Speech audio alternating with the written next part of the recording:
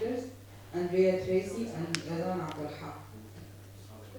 Andrea Tracy is the Vice President of Proximity to Humanity, a new established NGO committed to rapidly channeling funds, at least 50% over here, to Sudanese emergency response rooms and mutual aid groups. Before founding the organization, Andrea served as a senior advisor of the U.S. Special Envoy Tom Perello and led the USAID OTI program in Sudan from 2019 to 2023. Over 2 decades at USAID, she specialized in humanitarian assistance for conflicts, natural disasters, and political transitions. She has worked with the UNHCR and served as the humanitarian head of INGO. Andrea has also managed to serve as a disaster assistance response teams across Africa, the Middle East, and Asia. The next speaker, also from Proximity to Humanity, is Razan Abdelhaq. Razan Abdelhaq is the founder of Proximity to Humanity, an NGO dedicated to rapidly channeling funds and less than 50% overhead to Sudanese emergency response rooms and mutual aid group.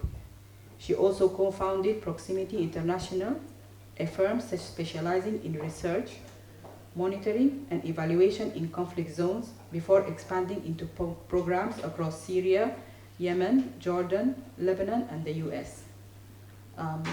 So I'm going to just check if our connections are all right.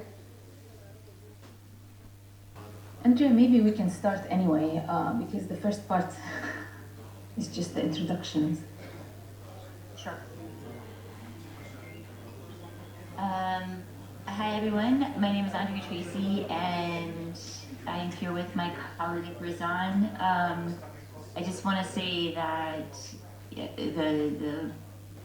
the presentation just before us was really compelling and sad, and I'm sorry. I've managed since February to actually travel to Sudan something like 5 times. Up until last week I was in Darfur and the Chad border, and I have to say that it has been very difficult to re-find my smile.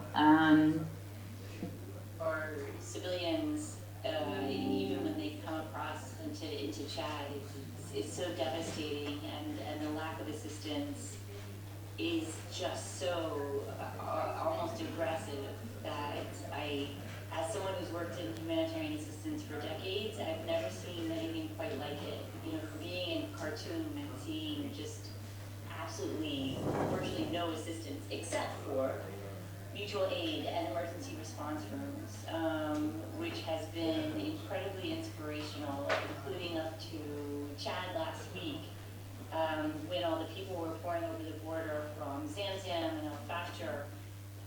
And the TNA emergency response room mobilized a response within 24 hours with $35,000 just getting hot meals, getting water, getting non-food items to people who had virtually nothing. And I've never quite seen people so ravenous, to be honest. It was devastating, there's no shelter, there's nowhere for them to go.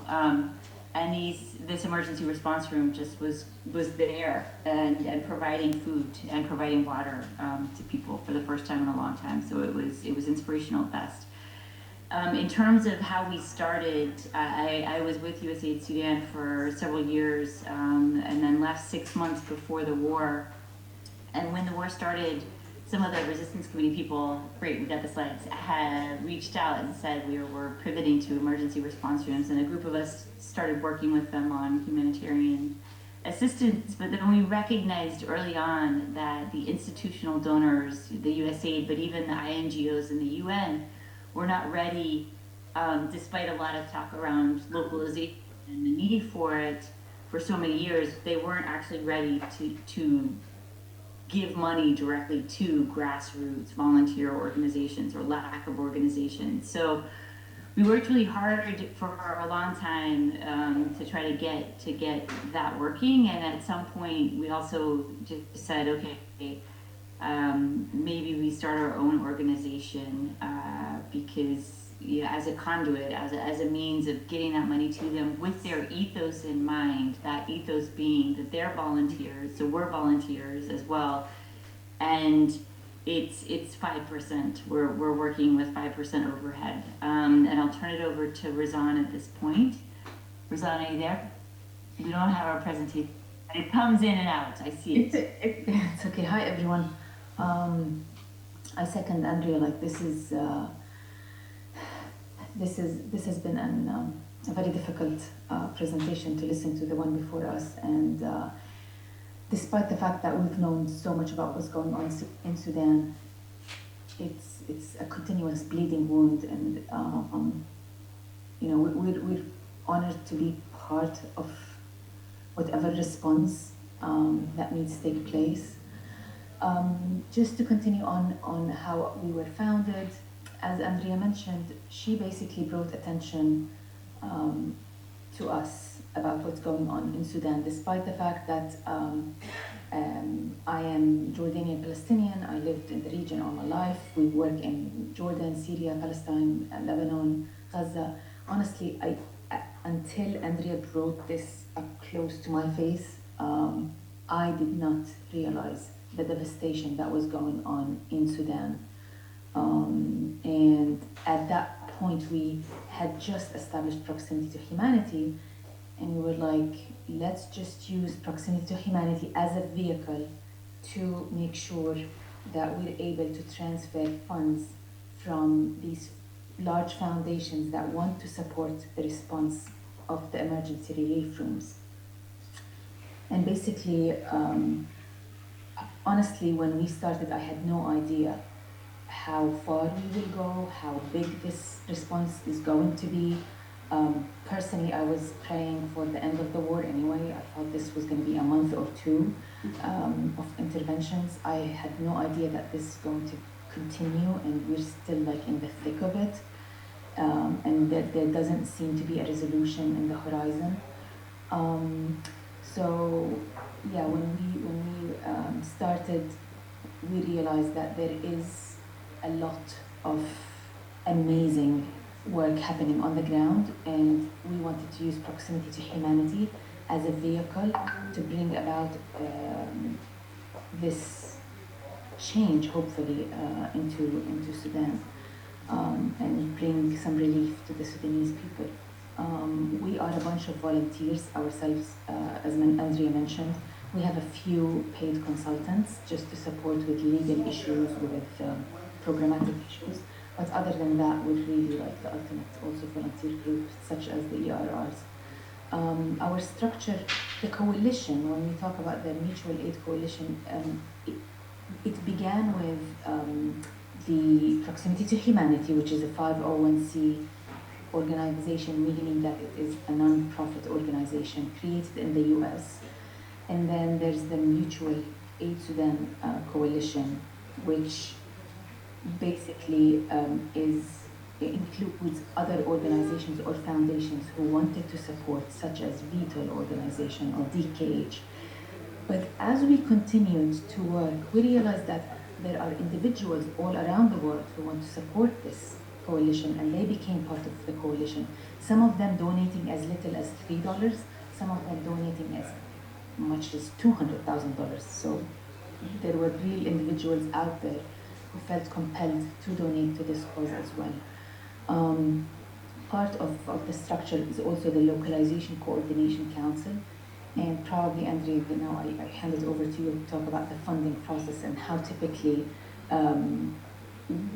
money gets to Sudan. Yeah, so thanks, Razan. So the Localization Coordination Council is 13 state emergency response rooms, and it goes sort of, as you know, it's a flat structure, 9 Sudanese NGOs, and then 6 observer INGOs. And the way that it works is either an emergency response room in a particular state, in a particular locality, will reach out and say, we need money for X, and they'll vet that through the LCC.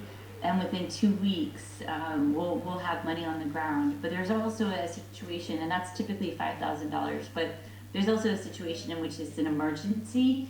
For instance, TNA, which I was referencing previously, where you can say, okay, you know, within 24, 48 hours, I need 35,000 based on needs. That's also able to move. So it's very fast, and so as soon as proximity to humanity gets the vetted request, loosely vetted request, the money goes to the emergency response rooms, typically through a hawala. And then there's a report that's produced. There's a whole system called the F system.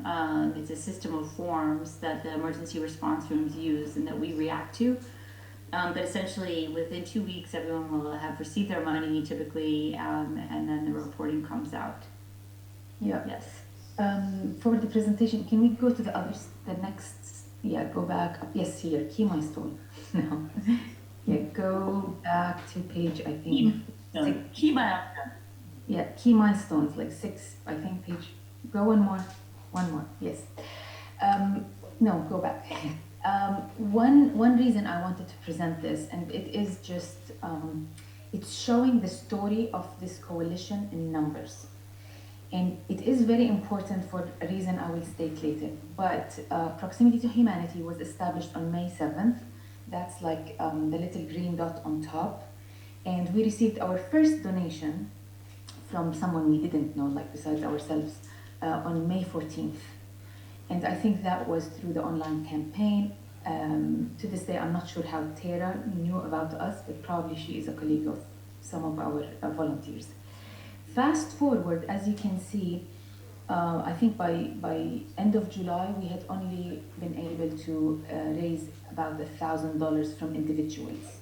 Other than that, we did receive money from foundations that was sent directly to the emergency relief room. I want you to keep looking at the numbers in red. These are donations that were given by individuals. These individuals mainly reside in the United States because that's where most of our campaign is, probably during 2024. On September 28th, the New York Times published an article about Sudan by the well-known journalist Nicholas Kristof. Honestly, I was not familiar with his work, but then within a month I understood the impact of his work. Within a month, we received $340,000. And I knew it was based on his article more or less because a lot of the checks we were receiving had some kind of a note referencing his article and how that opened their eyes about the disaster that was taking place in Sudan. Funding continued to come to us. Everything in red was coming from individuals. So we continued to receive these donations and obviously channeling them back to the ERRs based on their requests. The reason I wanted to highlight this is that if we are able to tell the story of Sudan, if we are able to share to the individual person on the street, that person will react. That person will write a check. That person will donate via the online platform. I believe with some of the advocacy work that was done in 2024, we were able to raise significant funding. However, if we're able to just push a little more, we would be able to really get more support from the individual walking in the street anywhere in the Western world, in Europe, or even in the Arab world. If we can go to the next slide, please, that would be. Yes, I'll go to this one after. Can we go to the following one? So to date, until from May 7th, 2024 till April 30th, we have received $3 million approximately in grants, more or less. And we were able to basically use 2.3 to support the ERRs and the operations of P2H. Right now, though, we are sitting on about $800,000 in funding. Some of this was sent in the first week of May, and we're looking to send obviously more money as we receive more requests. But the funding keeps coming. For instance, right now, I know that one of the reasons why Andrea was in Sudan is that she was personally supporting a journalist from the Atlantic who is writing a story about Sudan. So, I mean, I've let you, Andrea, talk a little bit more about that, but I know based on now what I've seen and what has been trending is that as soon as that story is released, we will receive more funding, and thus there will be more funding to go to the ERRs, and we just want all that money to go as soon as possible, as soon as the requests are received. If we can go back to the previous page, and Andrea, you can talk about that governance structure. Just one up, page 7. Just slightly, yes. Yeah. So the key pillars of put up is it's the bottom-up governance. The decisions don't come from us. We're not the donor. The donors don't. The institutional donors or the foundation donors don't dictate where money goes. The ERRs decide how aid is distributed. It's based on the community needs, and the community is aware of how much is received and how much is being spent. So it's sort of a self-fulfilling monitoring. We are transparent. And there's great flexibility. I think if there's evacuations that are necessary, for instance, from a particular place, then we'll be able to pivot to that quickly. And then again, 95% of the donations go directly to those in need. So we're cutting all of that administrative overhead to the extent possible. That's it. Yep. Thanks. Yeah. Now we talked about how much we've received. Interestingly, again, just going back to the point about individuals, we've received probably 50% of the funding to the ERRs came from foundations and 50% came from individuals. So the normal person in the street is probably can contribute as much as these foundations. From the notes we receive with the checks, it's been fascinating to see what compels people to donate. Some people, and if I can ask to go to page number 10, maybe, no, 11. Some people donate because they immediately, their heart goes out because of what they've heard, what they've read.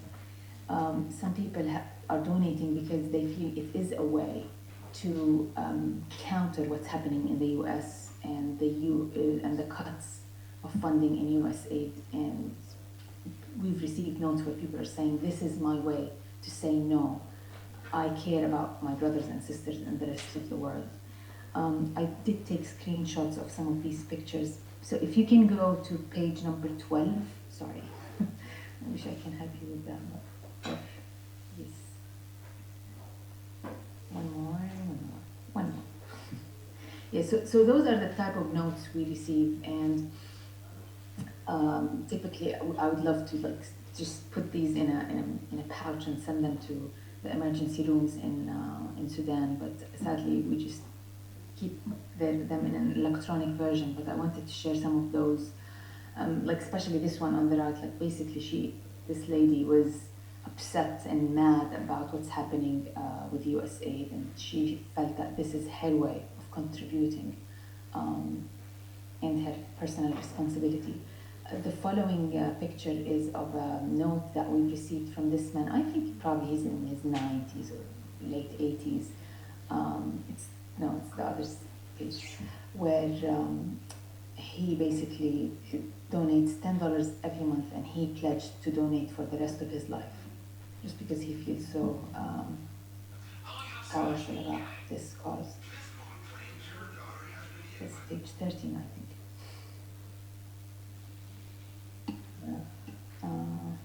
Or the last page, basically.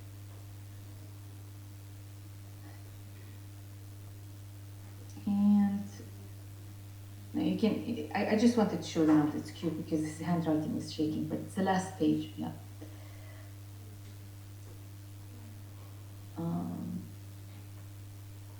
So we've received 3 checks from him, and this actually month his check came late, and we were worried that he may have passed away, but is still kicking and supporting people in Sudan. Andrea, any final thoughts, remarks? Yeah, so there's a couple questions in the chat. Are there any proposal guidelines? It's not really like that. So we're getting clearance to be able to support mutual aid groups outside of the emergency response rooms, and I think that's going through. So I'll share our website right here in the chat. And then also, I don't know if we can share the link of the presentation. Razan, are you able to do that? I am not technically able. And then the other question is about the move by the Khartoum governor to restrict the work of EFRRs. At this point, as you all know, they've been 84% stymied in their work because of the aid cuts writ large, but none of them have reached out and said that they're being blocked from actually providing the support. So I'm not sure. That doesn't seem to be a major issue. I think right now the bigger issue is funding or lack thereof. But we'll check into it. And in the meantime, I'll just put in this chat the website name, and then Razan, if you can share the presentation, or if Dr. Yasser, you can, because yeah, I will. I just wanted also to highlight something about proposals and guidelines. So, in order for us to be efficient, because obviously we are a US registered organization and we have to report to the IRS, which is the tax authority in this country, we have to vet every entity or person we send money to. So with the ERRs, the emergency relief rooms, there are probably 200, I think, of those, and it would have been impossible for us to move money that way. So in order to come up with an efficient way, we basically have the ERRs send their requests to us through the localization hub. And the localization hub is able then to prioritize where the needs are, because they are obviously from the same context. They understand the dynamics on the ground better than anyone at proximity to humanity. And then we receive those requests. So in terms of a process, if someone within this room believes that they have a need or a compelling need for their relief room, they can definitely contact the localization hub, and that we try to work closely and hopefully not create any bottlenecks.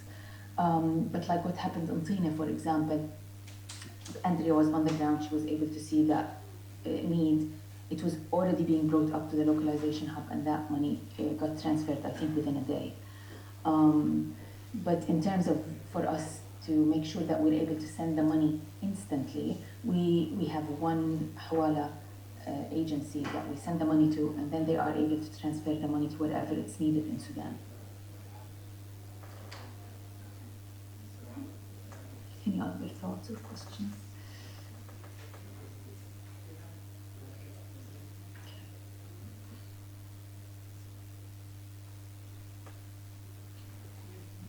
thanks everyone.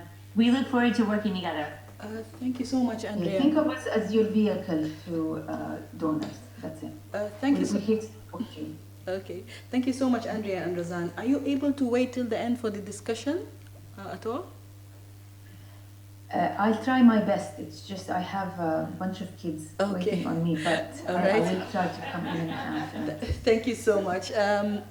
So we've been behind schedule, so we're going to take like a 15-minute break, and then we will come back for a short presentation and then the discussion. Is that okay?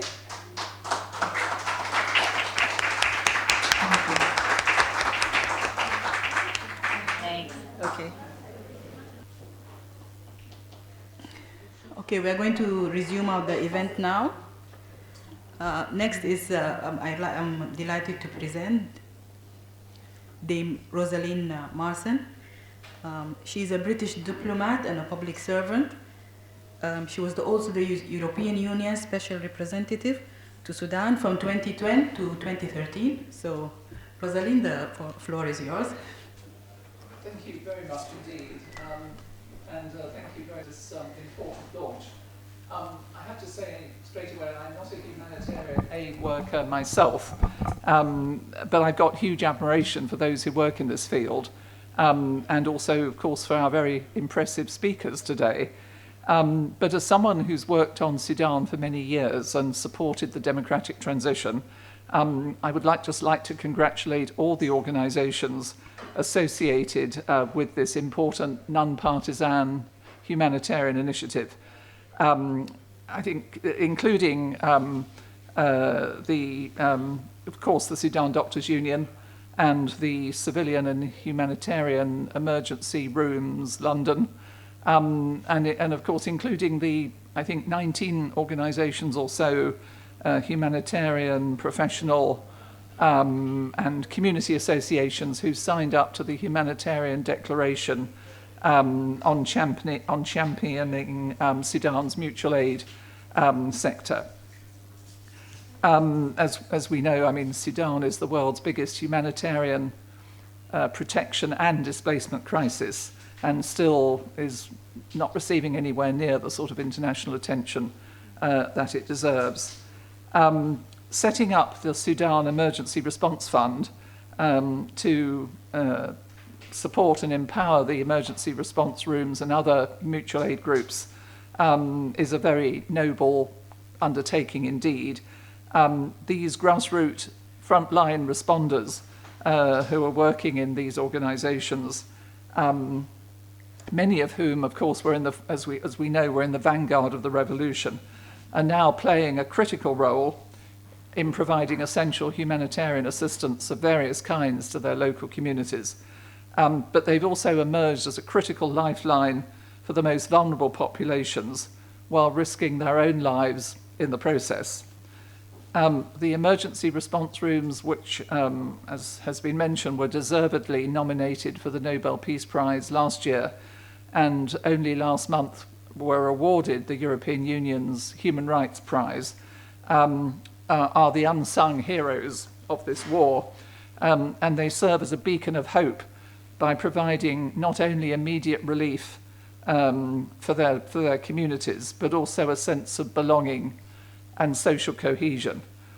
Their local knowledge enables the emergency response rooms to tailor their responses most effectively to local needs, ensuring that aid reaches those who are most in need, particularly in areas where which can't be reached by United Nations agencies because of impediments that have been deliberately created by both of the warring parties, who have both been using hunger as a weapon of war and committing other atrocities. And by doing so, these ERRs and mutual aid groups are also helping to protect the values of the revolution and the fabric of Sudanese society. And as a result, they could play an absolutely key role in promoting reconciliation and in rebuilding Sudan after the war ends. In addition to showing great courage, the emergency response rooms could also provide a precedent for how we respond to complex emergencies worldwide in future, as I think was highlighted in the humanitarian declaration. So amidst all the hate speech and the disinformation being promoted by the warring parties, this is a really vitally important role. Now, I know that the Sudan Doctors Union and the Civil and Humanitarian Emergency Room London, as well as other diaspora groups such as Shabaka and the recently launched Humanitarian Aid for Sudan initiative, and international organisations like Proximity to Humanity, from whom we've just heard, that all these organisations have also been providing support to the ERRs, to the mutual aid groups, and to health centres and others. But the need is obviously enormous, both inside Sudan and also in the refugee camps in neighbouring countries. And we've heard that even in some of the refugee camps in eastern Chad, there isn't enough money and funding to provide even for the basic needs and shelter for the refugees who are arriving. And this is particularly the case, obviously, following the dismantling of USAID and other aid cuts, and also what we know is the massive underfunding of the UN humanitarian response. So if you donate to the Sudan Emergency Response Fund, we know that the money will reach beneficiaries very quickly, right across Sudan's diverse communities, and it will bypass some of the bureaucratic bottlenecks that are faced by some of the more institutional organisations. Even a few $100, is enough to support a community soup kitchen for a period of time, and so it's very important that everyone works together in solidarity and in a collaborative way to empower and support the efforts of these frontline volunteers. And I would just say finally that I personally welcome, the fact that the British government has made Sudan a priority country together with Gaza and Ukraine for the UK's aid budget, even if it is going to be somewhat reduced. It's good to see that recognition of the importance of addressing the Sudan crisis. And I hope that at least some of the $1 billion which we heard was pledged at the London conference on Sudan in the middle of April, that some of that will go to the emergency response rooms or organisations that are working to support them. But also that the UK will continue following the conference to play an active humanitarian and diplomatic role on Sudan, because every day the war continues is another day when lives will be lost. Thank you.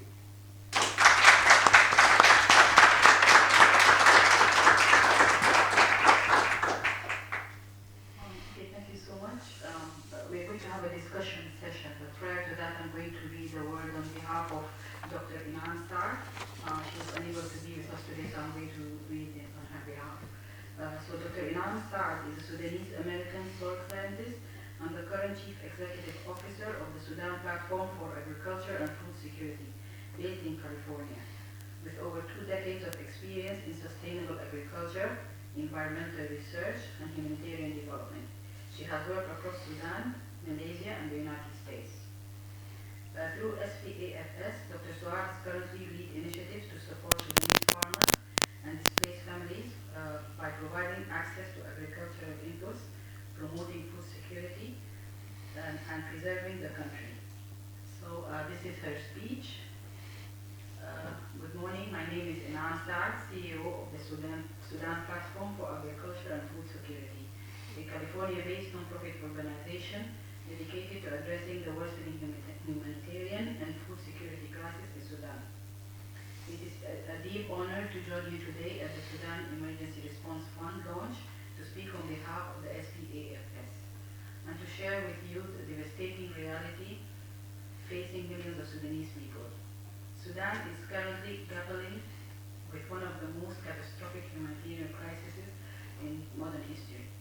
Over 8 million people have been displaced, and more than 25 million now face severe food insecurity. The war has torn apart not only the communities, but also agricultural systems that have long sustained our nation. Food prices have skyrocketed, and supply chains have collapsed. Farmers are left without seeds, tools, and in some states even face the safe access to their lands. Communities that once fed their nations are now struggling to feed themselves. At SPAFS, we are striving to respond with urgency. Against all odds, we are supporting displaced farming families, women-led households, and the most vulnerable among us.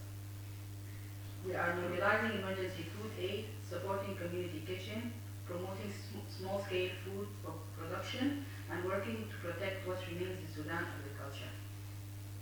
Since our establishment in May 2023, SPAFS has led several grassroots efforts to rebuild food systems from the ground up.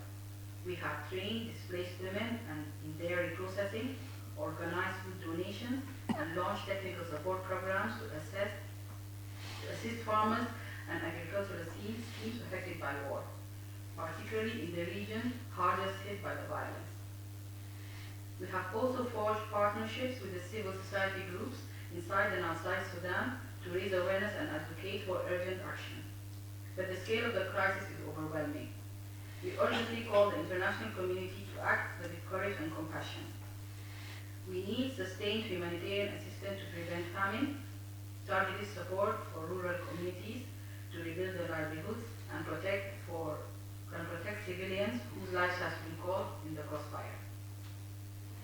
Let us stand together to defend the food, the dignity of the farmers, and the hope for peace.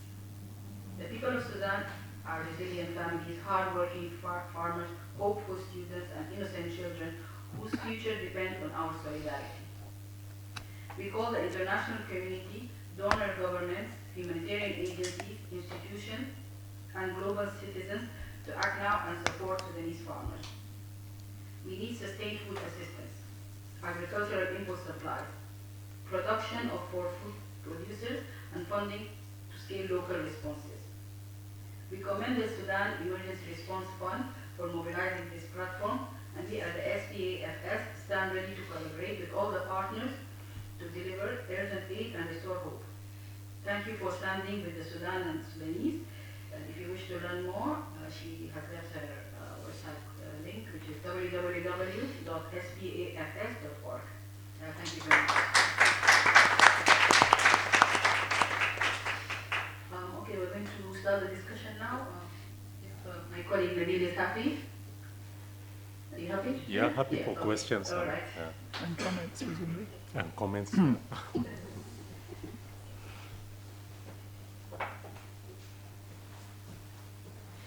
If there's any questions or comments from the audience. Comment.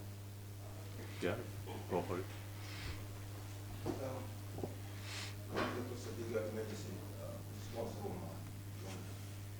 First of all, I would like to thank all the speakers today, and I will congratulate you for the success of this launching today.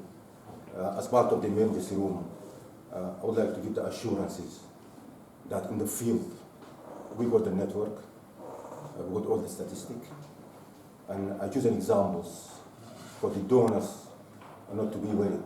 We got the network back in Sudan. I choose 3 states. Khartoum state, there are more than 350 community kitchen and emergency rooms based in Khartoum. The northern state, 7 only in Dongola, and Kordofan globally. There are 10 only in Norway. Across the 17 states in Sudan, there are network was established, and we got the statistic for that one.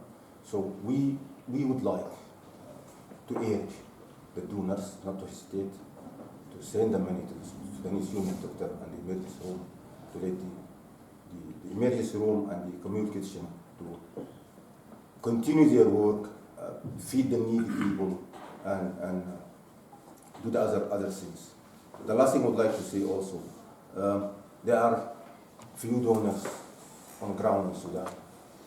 Not only few, only 2, the Norwegian Fund and the American Fund. And not the only active donors in Sudan nowadays. So we encourage the other donors to catch up with this donation. Thank you very much. Thank you very much.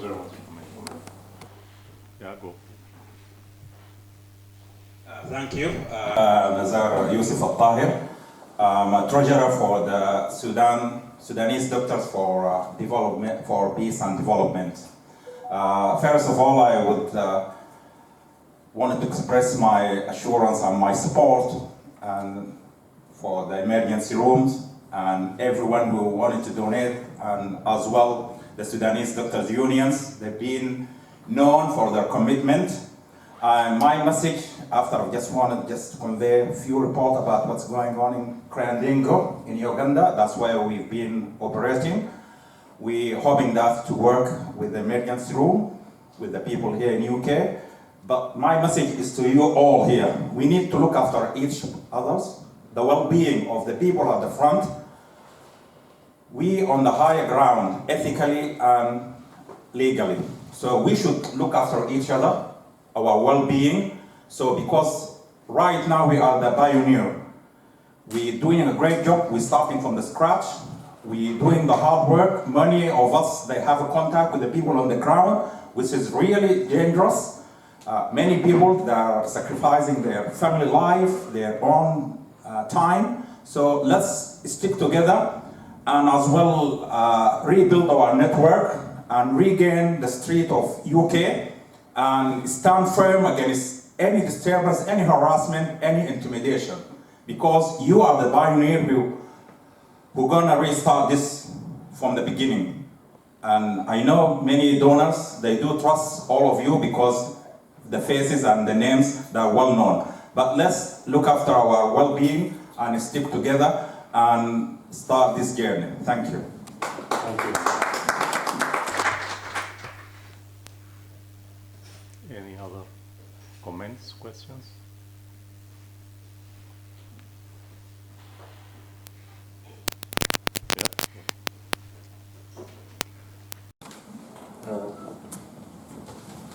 I'd like to thank the speakers to start with for the inspiring and moving messages. Thank you very much. What I have not heard from you is that how can we get involved with the Sudanese or Sudan Emergency Response Fund? So apart from personal donations, if one of us wants to get involved and he's not a medical doctor, how can we get involved in this important work? Thank you. Thank you for the question. I can answer, or if there's any other question, I can take it. And Got then a question? Somebody here?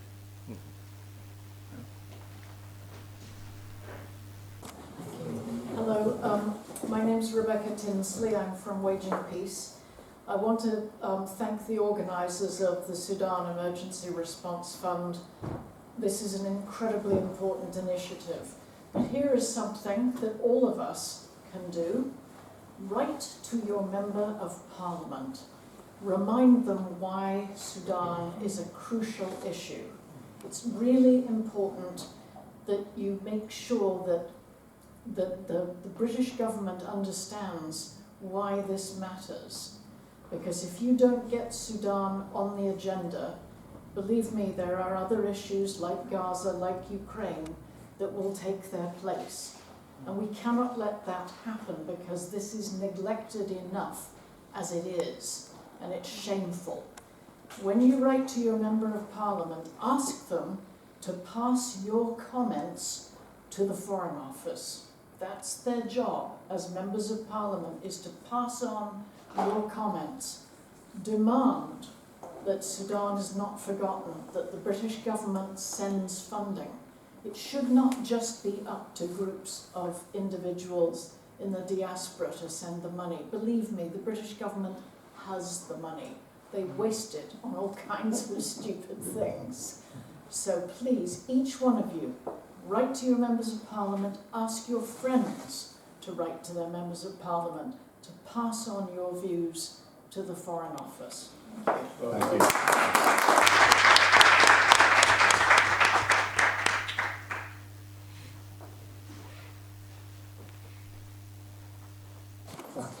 thank you. Thank you. Just a few words to thank the people behind this initiative, which will fill a big gap in humanitarian work. And I would like just to thank Rosalind and Waging Peace. They have always been supporting Sudanese people, and I can see them always in all our activities. I really appreciate your support, which is really making differences. The initiative is very important, and this is a starting point. But we have, you mentioned earlier, how we work collaboratively. So how we're going to work together to improve this work and to reach the people who need us. They need us very, very much this time. And I would like to thank the speaker and the people behind of this initiative. Thank you so much. Thank you.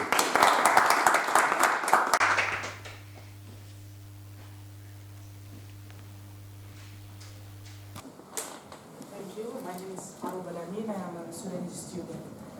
I just have a couple of questions. One is regarding to do you intervene by any means in terms of distribution of funds, whether it's going to be medical or for food security, because this is one of the best to, demanding, because you are also doctors at the end of the day, and the reports are saying that actually death out of lack of basic health service is worse than the death out of malnutrition. The other thing is we have a separate initiative, but that deals also with grassroots emergency rooms, and there is always this challenge that demands are unlimited and money is always limited. So how do you deal with the issue of territorial ERRs, because there are so many, and are you involved just in Khartoum or Shimalia, or do you have, territorial preference, or it's all over Sudan, and how do you prioritize? Thank you. Thank you. Let me answer those few questions and then we'll go further. So for your question is about how to join. It's open for organizations, for individuals. We have sent like the project plan earlier, and some organizations have signed it, but it still is open. It's not going to close by launching today, so it's open for joining at any time, through organization or individual. It's also, you can participate by donating, by spread the word here and there. Regarding your question about how we're going to work, as I explained earlier in my presentation, we just, because the problems and the crisis is beyond our capacity, and everyone's capacity as well, it's huge, so we have to prioritize. That is the way we are going to do things. Obviously, we do have grassroots connections. As Dr. Union, we do have connection with our colleagues in Sudan. I also mentioned that earlier. And also the emergency response room, they do have connections. We do have connection with Takaya, communal kitchens, and is not restricted or limited to certain areas. So we just see where is the priority first in order to try to tackle things. Because it's going to be very difficult unless we do have a grassroots or connection there. Since they are on the ground, they'll be able to facilitate that, the priority first, and they'll be able to facilitate the, like, how to implement things, because they know where they need to do, or where's the priority. And you have another question? I forgot the second question. Both of them, because I also explained earlier in the presentation, initially there was like, as the war evolved, there are different problems anytime. So it starts by lack of hospitals, 60% out of service, and then it evolved with some epidemics. And later on there was a problem in food insecurity, clean water, shelter accommodation. So we have to do bits in everywhere, to be honest. That is why the main idea is to do a collaborative work and make all things in single platform for many reasons. Also, I explained that earlier. And we're going to distribute another information about it. It's about how to how to run the work. It's not going to be like just single leadership. It's a coordination, and also is to avoid or to collect the fund and avoid duplication on the ground. If that answers your question. There was another question. Thank you, Nabil. I just wanted to check if any questions in the Q&A Zoom we asked you. Do you have any comments from the speakers, if anybody's still there? The questions have all been answered by Nabil. You mentioned, are there any proposed guidelines for applying for funding? What is the next deadline for applications? Sorry? Are there any proposed guidelines for applying to funding? At the moment, we don't have like a proposal, but we thought as we're launching, we are going to work together, different people, different ideas, different brains. But we do have part of the project plan to do like fundraising event, to contact different charity organizations in the UK or outside, just to try to pull more resource and try to distribute in the needy areas based on the priorities and things. If hope that answers the question. Last week there is a meeting with the US government, and there are some funding up to 20,000, up to 20 grand. This thing is open up to July, so they made this room, and the Emergency Response Fund can apply to one of those grants, a package of 20, 10, 5, and so on. So there is a fund across the UK and across many countries. People can just apply for it. Okay. Thank you.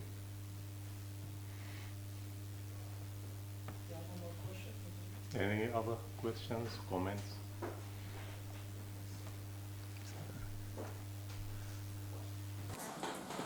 My name is Dr. Fadi Shibeka. I have some suggestions for fundraising. I think we can approach some Sudanese communities here and try to fundraise by raising some concerts for the Sudanese. And we can approach also some banks in the Sudan. The situation is not very good. But so we can contact them so as to fundraise also for this occasion. Thank you very much. Thank you very much. We have been doing that before, but we keep doing it as fundraising events in different areas across Sudanese communities in the UK. Thank you.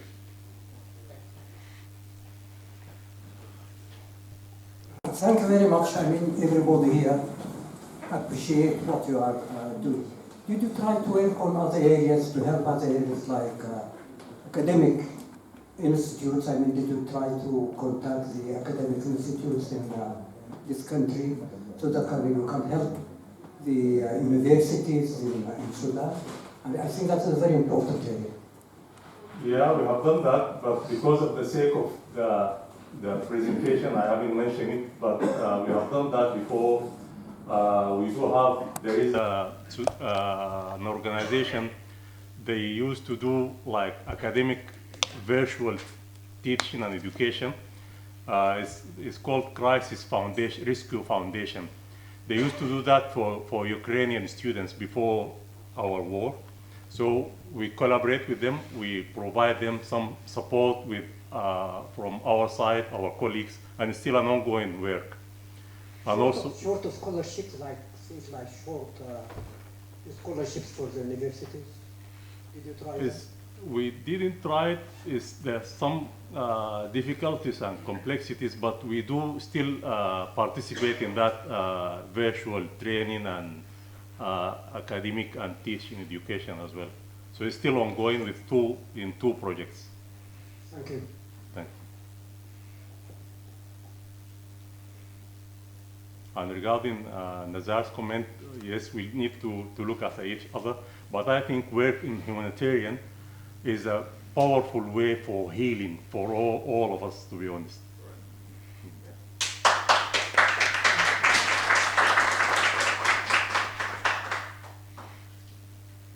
Any other comments? The speakers in Zoom, would they like to add anything? If they're still listening to us.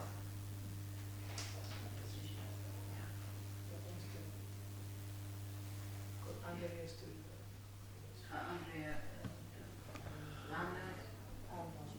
Yeah, if Andrea and Amna have any comments?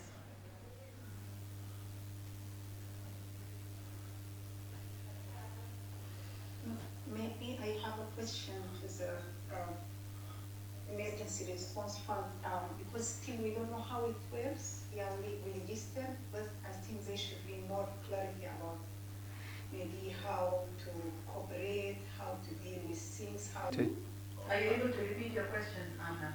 Or yeah, I said I don't know the mechanism of working with the emergency response form or response fund, and also for us as organization, maybe sign the agreement. So how the relation will be and what is our role? Yeah, I got your question. It's about, I touched base in my presentation about the standard operating procedure. So we are going to communicate in an agreed method of communication, like WhatsApp group or email. So to formulate that from the launching and moving forward. And then we'll do, currently we do have a media committee, and we're going to launch the financial committee and its financial governance as well. So the way it works, we're going to discuss the priority, we're going to bring what is available. We do receive requests or calls from different places, and we'll discuss and make sure everybody is involved, all the organizations and the participants.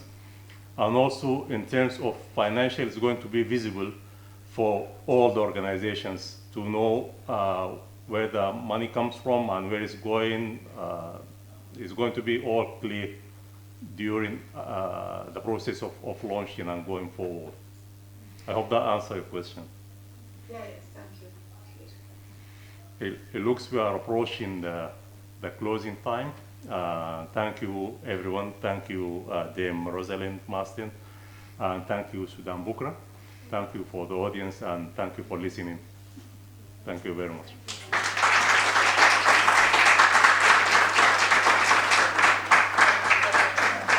Thank you. Thank you. That was great. Okay. Thank you.